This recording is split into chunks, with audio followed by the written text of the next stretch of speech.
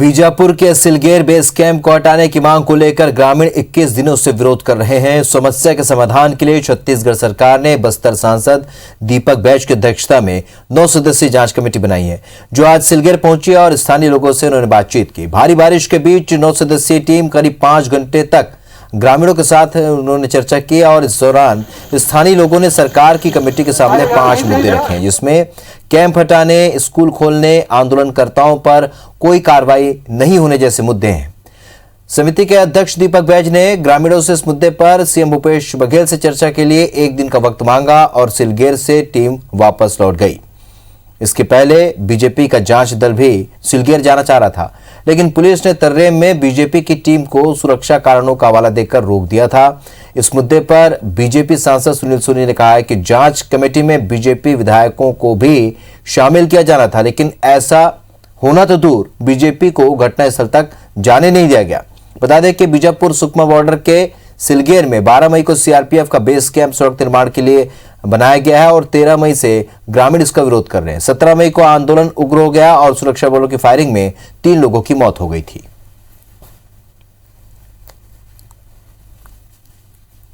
उनकी ही जिले का मामला है और उस जिले को मामले को हमारे माननीय एमएलए से भी चर्चा हुई, जिला प्रशासन भी चर्चा हुई। वो भी चाह रहे हैं कि किसी प्रकार के निर्दोष लोगों पर कार्रवाई नहीं ना हो और हमारी सरकार भी चाहती है, तो उनकी मंशा साफ है।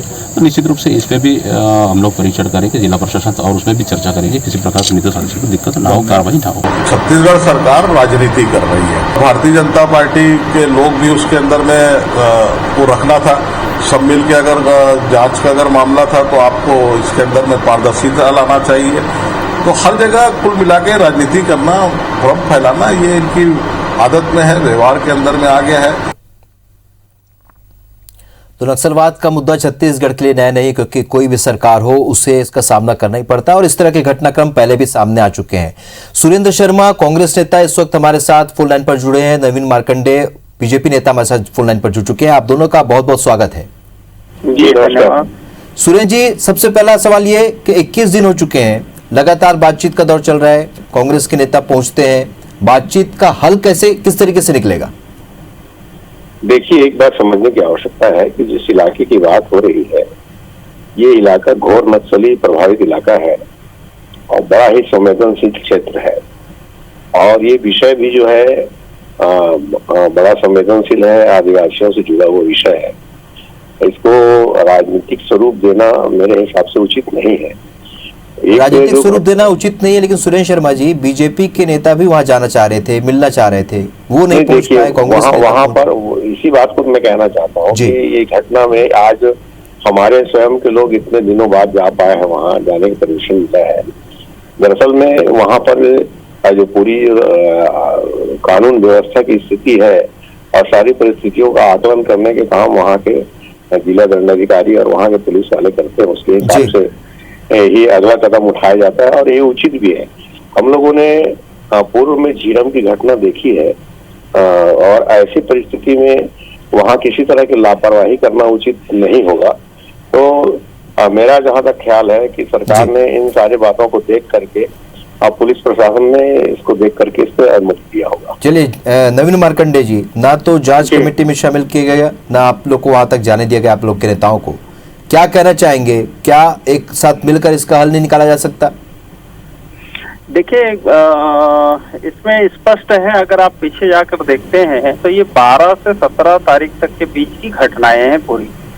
अगर वहां के जनप्रतिनिधि, वहां के प्रशासन अगर इस 12 से 17 के तारीख के बीच में जो घटनाएं क्रम हुई है, उस बीच में जाकर अगर वहां मध्यस्थता करते तो ये स्थिति नहीं बनती। और ये जो जनप्रतिनिधि यहाँ के मंत्री हैं जो कवासी लखमा जी, उनका क्षेत्र है, उनका बेटा भी वहाँ जनपद के जिला पंचायत के अध्यक्ष हैं। पहला एक तरफ की बात है। दूसरी तरफ की बात ये है कि अगर ये घटनाएं वहां घटी है तो इसकी पूरी जो रचना है ये प्रशासन की, शासन की कमजोरी के कारण हुआ है, मुस्तैदी इनकी नहीं होने के कारण हो रहा है।